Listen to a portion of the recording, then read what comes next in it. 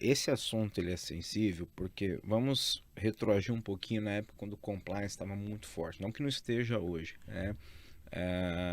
Em que as políticas empresariais tinham que, em certa medida, regulamentar algumas condutas, dentre elas envolvendo os celulares corporativos, né? A doutora Flávia bem colocou, hoje não há diferença entre o pessoal e o comercial, porque tudo virou uma coisa só. Mas tem coisas pessoais e tem coisas profissionais. Assim como você falou, Tamires, o e-mail, né? A máquina pode ser, em tese, o CPU do empregador, mas existem questões lá, como o e-mail pessoal, que é seu. Né? E a pergunta que é inevitável dentro desse contexto é: em que medida a empresa tem o direito de fiscalizar grupos de WhatsApp em que os seus colaboradores estejam de fato presentes? E a gente precisa fazer uma pequena diferenciação.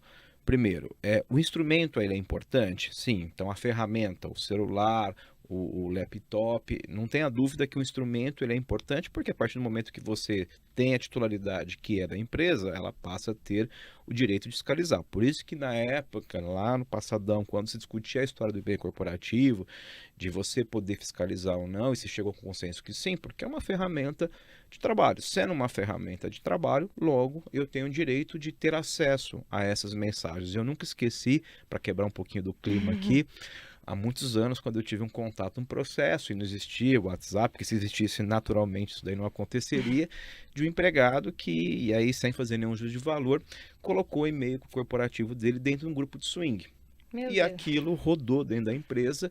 O servidor, em um determinado momento, começou a demonstrar que ele estava sobrecarregado e se descobriu que ele estava participando pelo e-mail corporativo através, então, desse grupo. E aí se chegou a um processo, foi uma rescisão por justa causa. Imagine, doutora Flávia, Que a maravilhosa, prova, né? a prova da audiência, né?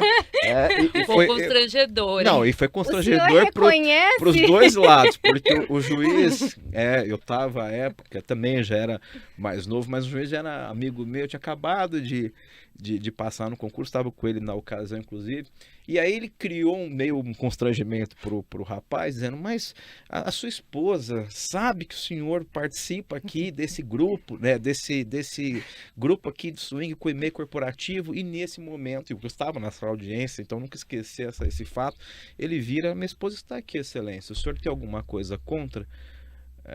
E aí ele ficou assim, que ele Nossa. quase se escondeu dentro da mesa. Então, mas para poder contextualizar, Sim. que seja o e-mail corporativo, seja no grupo, nós temos que ter essa questão da política. E agora, transportando o e-mail para o WhatsApp, porque a doutora Tamires bem colocou, a gente não usa menos o e-mail, tem que ter política. Principalmente se a comunicação da empresa se der através destes grupos.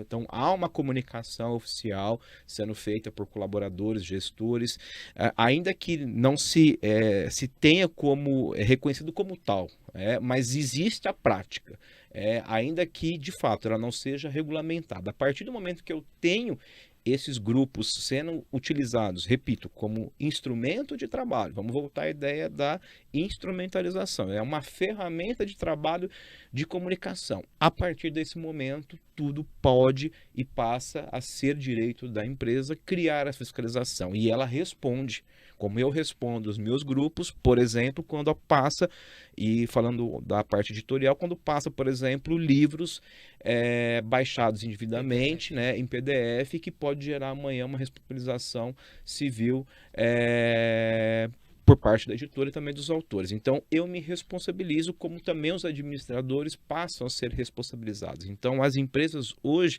se elas a permitem, elas não precisam criar, basta que elas permitam que essa transação, esse diálogo seja feito, elas passam a assumir essa responsabilidade. Então, Muito o cuidado, bom, tá. o maior que nós temos que ter é em que medida nós vamos aceitar essa comunicação. Tá. Então nós não vamos, então vamos colocar isso em termos de política. Quando eu falei de compliance, a gente pensar em políticas regulamentando como isso de fato vai acontecer.